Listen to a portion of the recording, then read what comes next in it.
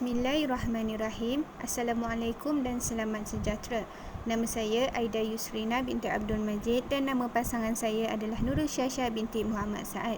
Pada hari ini saya akan menerangkan berkaitan keindahan bahasa pendekar dan kami telah memilih dua hikayat dalam kajian kami iaitu Hikayat Hang Tuha dan Hikayat Amir Hamzah. Sekarang saya akan menerangkan berkaitan kulit buku yang telah kami reka. Seperti anda lihat, terdapat gambar gunung di belakang itu merupakan salah satu tempat bagi pendekar untuk menuntut ilmu seperti yang tertulis di dalam Hikayat Hang Tuah. Manakala dua orang lelaki itu juga melambangkan pendekar yang bertarung mempertahankan diri iaitu Hang Tuah dan Amir Hamzah. Di mana kami telah mengkaji dua jenis hikayat iaitu Hikayat Hang Tuah dan Hikayat Amir Hamzah. Seterusnya, warna yang tentera pada pendekar adalah warna hitam putih yang menunjukkan kepahlawanan pendekar pada zaman dahulu. Keris yang dipegang oleh dua orang pendekar itu digunakan melambangkan salah satu senjata yang dijadikan alat untuk mempertahankan diri. Manakala warna hitam pada perkataan sang itu melambangkan zaman kegelapan bagi pendekar yang perlu berhadapan dengan musuh. Warna merah pula pada perkataan pendekar melambangkan keberanian yang ada pada diri seseorang pendekar mahupun pahlawan. Seterusnya, kapal yang tentera di kulit buku ini melambangkan antara pengangkutan yang digunakan oleh pendekar untuk keluar merantau pada zaman dahulu. Seterusnya, untuk kulit buku belakang, kami menerangkan sedikit sebanyak tentang sinopsis buku tersebut. Kami juga meletakkan logo, barcode dan juga harga. Menurut Hawa 1951, kata hikayat berasal dari bahasa Arab hakaya yang bermaksud bercerita dan hikayat yang ertinya cerita. Hikayat Hang Tuha banyak menerangkan dan mengaitkan berkaitan maksud dalam bahasa Kawi dan bahasa Sanskrit. Sesebuah hikayat mengandungi pemikiran dan mesej yang kreatif, selain penggunaan bahasa yang indah untuk menyampaikan sesebuah jalan cerita kepada pembaca. Penghasilan karya agung Melayu telah mencerminkan keindahan bahasa dan garapan idea yang bernas, maka dengan itu garapan idea penulis semestinya menyelitkan sesuatu nilai yang berguna kepada pembaca sama ada dalam bentuk nasihat, pandangan dan falsafah mahupun sindiran dan kritikan. Menurut Kamus Dewan edisi keempat 2016, bahasa bermaksud sistem lambang bunyi suara yang dipakai sebagai alat perhubungan dalam lingkungan suatu kelompok manusia, iaitu antara satu individu dengan individu yang lain. Manakala menurut Kamus Dewan edisi keempat, pendekar membawa maksud pahlawan, orang yang pandai bersilat atau bermain senjata, jago dan pahlawan yang handal. Kata pendekar bersinonim dengan pesilat, ahli silat, tukang pencak dan tukang terlak. Pendekar adalah seseorang yang berani dan bijak menggunakan akal fikirannya. Hai, nama saya Nurul Syasha. Saya akan teruskan dengan dapatan kajian kumpulan kami. Terdapat 5 dapatan kajian. Yang pertama, strategi bahasa pendekar ketika bertikam. Yang kedua, strategi bahasa pendekar ketika belajar. Yang seterusnya, strategi bahasa pendekar bersama keluarga. Yang keempat, strategi bahasa pendekar dalam istana. Dan yang terakhir adalah strategi bahasa pendekar ketika merantau. Okey, baiklah. Strategi bahasa pendekar ketika bertikam. Saya akan memberi definisi bertikam terlebih dahulu. Bertikam ini bermaksud saling menusuk dengan senjata yang tajam dan akan mengakibatkan berlakunya kecederaan pada seseorang. Terdapat beberapa kejadian bertikam dalam hikayat yang telah kami pilih, iaitu Hikayat Amir Hamzah dan Hikayat Hang Tuha. Saya akan mengambil satu contoh petikan daripada dua hikayat ini, iaitu Hikayat Amir Hamzah. Contoh ayatnya ialah, setelah itu, Amir Hamzah pun memainkan batang pendahan itu di kisah-kisahnya, maka mata Muhal Hulak pun berkisah-kisah pula mengikut ke mana kisah pendahan itu. Lalu, batang pendahan itu pun ditikamkan oleh Amir Hamzah ke pinggang Muhal Hulak. Ia pun jatuh dari atas kudanya lalu gugur ke bumi. Berdasarkan contoh petikan di atas, kita dapat lihat bahawa seorang tokoh iaitu Amir Hamzah yang begitu hebat, gagah perkasa sangat memberi impak dari segi emosi bagi membangkitkan dan meresapkan semangat keperwiraan pahlawan-pahlawan Islam dari sudut ketenteraan. Oleh itu, dari contoh di atas juga, kita dapat memperolehi semangat yang ada pada seorang pahlawan iaitu di mana Amir Hamzah ini telah berjaya menikam pinggang Muqbil Hulab dengan menggunakan senjatanya sahaja. Amir Hamzah ini telah bermati-matian berlawan dengan Muqbil Hulab untuk mempertahankan agama dan maruahnya. Sifat yang ada pada seorang pahlawan Islam ini perlulah kita ambil dan diserat dalam diri setiap pendekar. Seterusnya adalah kekuatan dan kelemahan bahasa pendekar ketika petikan. Kekuatan yang pertama adalah bersikap tegas dalam mempertahankan maruah diri, bangsa dan agama. Setiap pendekar perlu mempunyai sikap tersebut supaya maruah dirinya dapat dipertahankan. Kekuatan seterusnya menunjukkan keberanian dalam membuat sesuatu perbuatan. Yang terakhir, memiliki seni mempertahankan diri yang tidak membolehkan dirinya dicederakan oleh musuh. Seperti mana kita tahu, pendekar ini akan berhadapan dengan pelbagai jenis ancaman. Ketika mereka pergi merantau, oleh itu, mereka perlu mempunyai seni mempertahankan diri. Kelemahannya pula adalah dia tidak berfikiran panjang dalam membuat sesuatu keputusan, di mana di dalam hikayat Hantua tidak berfikiran panjang dan tidak mendengar kata-kata kawannya dan telah bertikam kawannya iaitu Han Jebat tanpa usul periksa. Kelemahan yang kedua adalah tidak ada pendirian tetap dalam dirinya. Dan kelemahan yang terakhir adalah tidak ada sikap kesabaran dalam diri sehingga menyebabkan emosi seseorang itu tidak dikawal. Tempatan kajian yang seterusnya adalah strategi bahasa pendekar ketika belajar. Maksud belajar merupakan salah satu proses mental yang terjadi dalam diri seseorang individu sehingga menyebabkan berlakunya perubahan perilaku pada individu tersebut. Menurut Jane, belajar pada hakikatnya merupakan kegiatan kompleks. Hasil pembelajaran merupakan kapabilitas. Setelah belajar, ia akan memiliki keterampilan, pengetahuan, sikap dan nilai. Contoh petikan adalah Hantua sejak awal lagi telah dihantar oleh bapanya untuk pergi mengaji Al-Quran dengan seorang lebay sehingga tamat. Setelah selesai mengaji, Hantua pula pergi belajar Nahu. Setelah tamat pengajiannya, Hantua pergi belajar bahasa Keling dengan lebay Keling.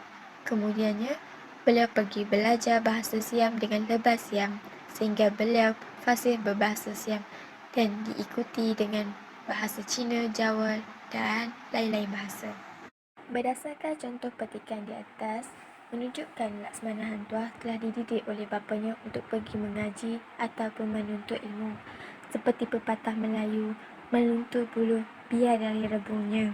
Seperti mana di dalam hikayat Hantua, ketika Laksmana Hantua masih kecil, ia telah dihantar mengaji dengan seorang lebay oleh bapanya. Setelah selesai, ia juga pergi belajar mengaji Nahu, bahasa Siam, bahasa Cina, bahasa Jawa dan lain-lain.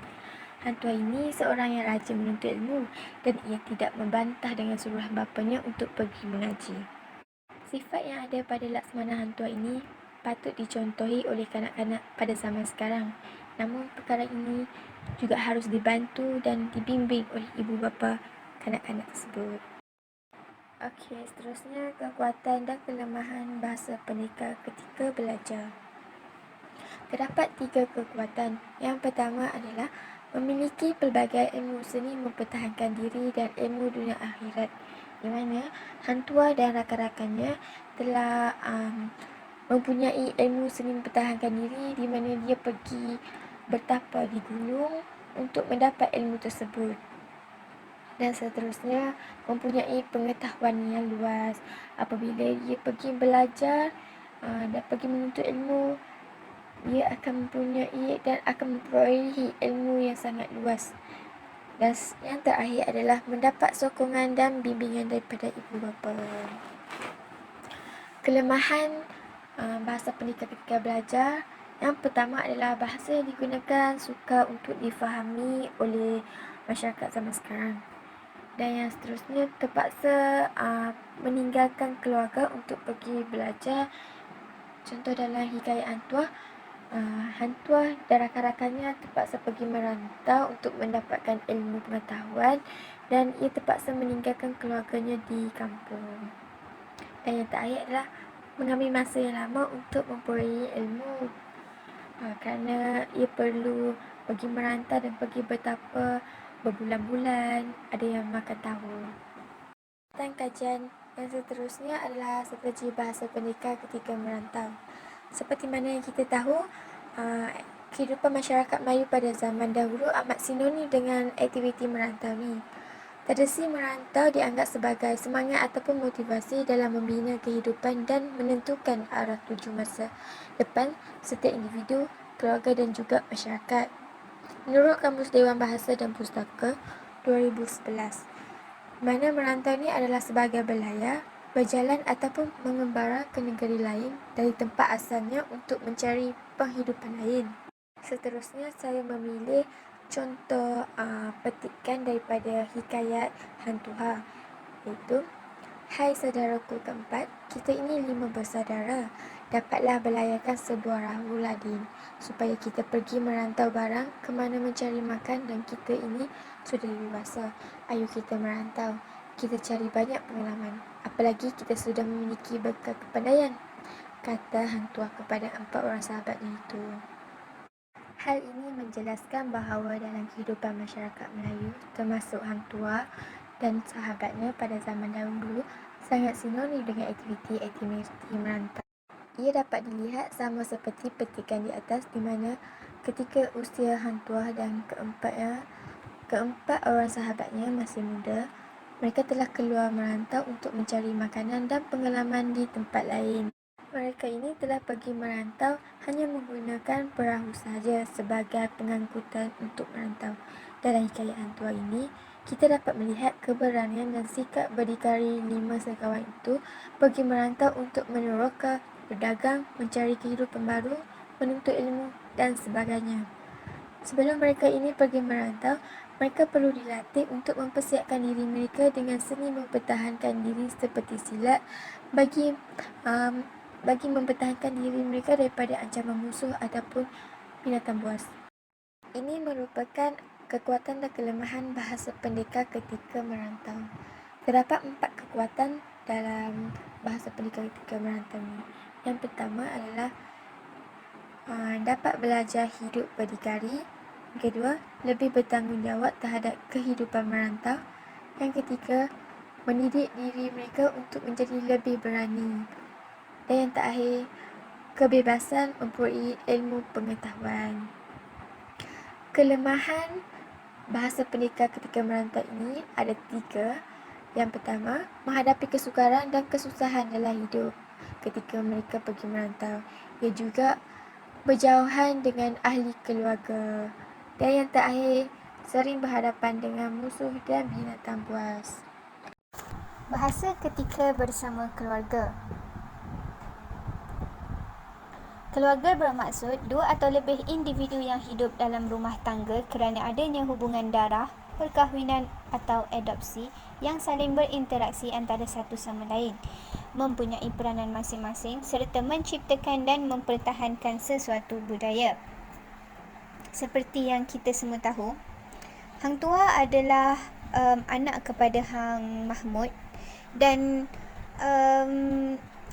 ibunya bernama Dang Mardawa, di mana menurut Wilkinson, dalam bahasa Kawi, dang di hadapan nama seseorang tu merujuk kepada orang yang daripada golongan rohaniawa, iaitu contohnya guru. Tetapi dang yang kita guna dalam hikayat adalah nama panggilan untuk wanita yang menetap di istana atau dayang-dayang. Jadi nama yang ada dang di hadapan tu mereka duduk di istana. Okey, contoh petikan dalam bahasa ketika bersama keluarga. Adapun anak kita ini peliharalah baik-baik, jangan diberi bermain-main ke jauh kerana ia sangat nakal. Hendak suruh mengaji, muallim pun tiada. Lagi ia pun Tiada tahu bahasa sekarang, baiklah kita berpindah ke Bentan, maka demikian marilah berlengkap dan bersampun sekala kula kasar kita. Okey, di sini membawa maksud bahawa Hang Mahmud ni dia bagi tahu isterinya untuk menjaga anaknya iaitu Hang Tuah dengan sebaiknya, kerana Hang Tuah ni adalah seorang budak yang tidak mendengar kata, budak yang nakal, dan dia tidak memberikan izin isterinya untuk memberikan Hang Tuah tu bermain jauh-jauh. Okey, Hang Mahmud berkata lagi, hendak mengaji Al-Quran, muallim pun tiada, di mana menurut Kamus Melayu muallim adalah perkataan dalam bahasa Arab yang membawa maksud orang yang ahli dalam agama dan penunjuk jalan atau kapal. So di sini dia terangkan bahawa Hang Tuah tu tak ada guru untuk mengajar dan dirujuk untuk mengaji Al-Quran. Okey, tambahan lagi, maksud sampun tu ialah lengkap, sudah selesai, manakala kula kasar itu bererti bagasi atau barang-barang untuk berjalan, iaitu beg yang penuh dengan barang lah, barang baju macam tu. Kekuatan untuk bahasa ketika bersama keluarga yang pertama ialah saling hormat menghormati antara ahli keluarga dan orang yang lebih tua. Yang kedua, menggunakan panggilan dan tutur kata yang sopan seperti kekanda, adinda dan sebagainya. Yang ketiga, menjalankan tanggungjawab dengan baik seperti yang ditunjukkan oleh Hang Mahmud yang telah menjaga Hang Tuah dengan baik dan memberi kasih sayang yang secukupnya kepada Hang Tuah. Seterusnya, kelemahannya adalah bertindak dengan melulu tanpa nasihat daripada keluarga. Seterusnya, bahasa ketika dalam istana. Bahasa ketika dalam istana adalah suatu laras bahasa halus yang digunakan dalam kalangan kerabat diraja sama ada dengan tujuan berhubung atau berbicara dengan golongan tersebut. Bahasa yang berasal daripada bahasa yang sama tetapi mempunyai kosakata yang berlainan. Penutur akan menggunakan panggilan yang berbeza mengikut gelaran dan pangkat seseorang itu. Contohnya, tuanku, baginda, beta, ke bawah duli, tuan dan patik, dan seterusnya. Contoh petikan, ya tuanku Syah Alam, sembah patik ini sembah derhaka, hendak pun patik tiada persembahkan kerana perbuatan itu akhirnya akan ketahui juga lambat laun. Jadi jahatlah nama patik sekalian ke bawah duli yang dipertuan. Hendak patik persembahkan pun patik takut, kata orang, banyak ke bawah duli yang dipertuan. Lihatlah patik Karmawi Jaya dengki akan seseorang hamba raja, melihat duli yang dipertuan sangat kasih dan hambanya itu. Maka sebab itulah patik tiada berani berdatang sembah akan sekarang adalah seperti pantun orang pagar makan padi. Jadi di sini menurut ahli bahasa istilah sembah derhaka itu bukan bermaksud perbuatan menderhaka, melawan atau menyakiti raja, tetapi ia membawa maksud apa yang diminta oleh seseorang raja atau sultan itu tidak dapat dipenuhi atau ditunaikan oleh seseorang hamba rakyat, sama ada yang kecil ataupun besar. Justeru, seseorang rakyat akan menuturkan sembah patik sembah derhaka. Dan petikan tersebut juga telah menggunakan satu pantun iaitu pagar makan padi, iaitu ia membawa maksud harapan yang diletakkan pada bahu seseorang tetapi orang itu pula yang merosakkannya. Maka beliau tidak berani untuk datang berjumpa dengan tuanku Syah Alam sebab dia risau dan khawatir dikatakan seperti pagar makan padi. Seterusnya, bahasa ketika di dalam istana. Kekuatannya yang pertama ialah menghormati dan patuh pada sultan serta raja. Yang kedua, menjalankan amanah dan tugasan yang diberikan dengan baik. Sebagai contoh yang ditunjukkan di dalam hikayat, Hang Tuah telah menjalankan tugasan atau amanah yang telah diberikan oleh raja dengan baik. Yang ketiga, tidak menyalahgunakan gelaran yang telah diberikan. Manakala kelemahannya adalah yang pertama, bahasa yang digunakan agak sukar difahami. Seperti yang sedia maklum, bahasa istana agak berlainan kosakatanya dengan bahasa Melayu yang sebenar. Okay, baiklah, kita dah sampai di penghujung pembentangan. Saya akan membentangkan kesimpulannya pula. Buku Hikayat Hang Tuah dan Hikayat Amir Hamzah ini merupakan sebuah karya sastra Melayu klasik yang tiada tandingannya kerana hikayat ini banyak menunjukkan unsur-unsur pendekar ataupun kepahlawanan. Hikayat Hang Tuah merupakan sebuah karya sastra Melayu klasik dalam bentuk hikayat yang tiada tandingannya. Karya tersebut sangat luar biasa dan hikayat hantu ini sangat popular di Indonesia dan Malaysia. Sehingga sekarang hikayat ni boleh dikatakan popular dan dijadikan buah mulut sehingga sekarang. Hikayat Amir Hamzah ni merupakan hasil kesusastraan Melayu lama, khususnya yang berunsurkan keislaman. Hikayat ini menceritakan kisah mengenai kegagahan dan kepahlawanan Amir Hamzah yang berjuang untuk agama Islam. Kedua-dua hikayat yang dikaji ini mempunyai pengajaran yang boleh kita ambil dan diterapkan dalam diri setiap orang. Salah satu contoh nilai adalah nilai keakraban. Di dalam hikayat Hantuah, nilai keakraban ni dapat ditunjukkan di antara 5 orang sahabat, iaitu Hantuah, Han Jebat, Han Kasturi, Han Lekir dan Han Lekir. Manakala nilai keakraban di dalam hikayat Amir Hamzah pula dapat ditunjukkan di antara Umar Umayyah dan Amir Hamzah yang bersama-sama berjuang untuk mempertahankan agama. Okay, terakhir, strategi bahasa pendekar di dalam kedua-dua hikayat ini telah menggunakan strategi bahasa yang betul untuk menceritakan kisah seorang pendekar yang banyak berbakti dan berjuang untuk negara dan agama pada ketika dahulu. Okey, sekian. Terima kasih. Kalau ada apa-apa soalan, bolehlah tanya.